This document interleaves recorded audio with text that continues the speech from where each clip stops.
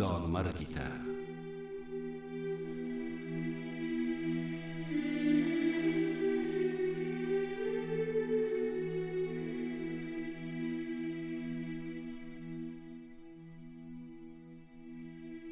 زه د مرګي له تیارې کندې څخه نه ویرېږم، پام چې ډارن نه یمه، خو لږ څه صبر وکړه،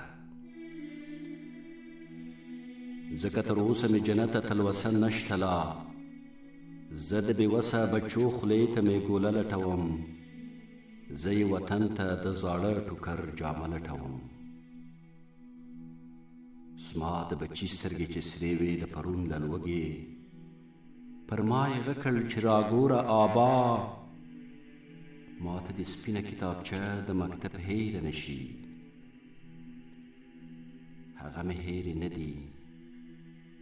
زه به یې مور ته خامخا دارو درمل رسوم، پام چې ډارن نه یمه، خو لږ څه صبر وکړه.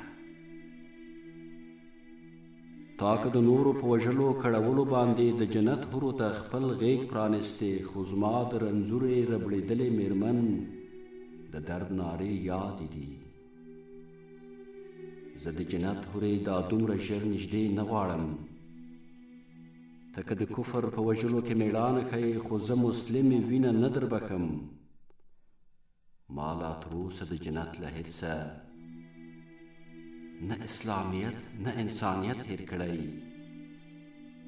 باور په خدای کړه چې په لوږه مې نن له کوره دغه کراچۍ ایستېده.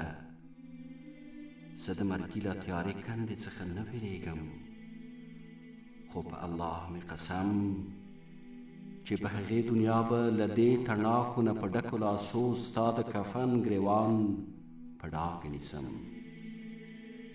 زه به د خدای پر وړاندې تا وپوښتم چې د جنته د ورتلو په بدل ولې بچیان د یتیمان کړل راته، ولې دې کونډه کړه رنځوره میرمن، ولې دې بوره کړه سرسپینه بوډۍ، ولې دې وراره کړه بېوسه نجلۍ.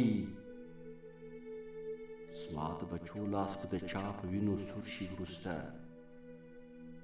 هغه د کور میرمن مې خدا زده چې چیرې به څادر د سوالګرۍ هوار کړي. ته که د کفر په وژلو کې میړانه ښیې، تا که جنت خپل زړګی تود کړی، خو زه مسلمې وینه نه در بخم. زه به په ورځ د قیامت هرو مرو د خدای په مخ کې له تا وپوښتمه،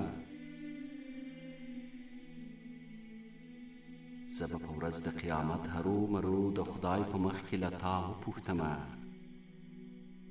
بس دا د ساه مې خیجي، نور نو په وینو رنګ شوم.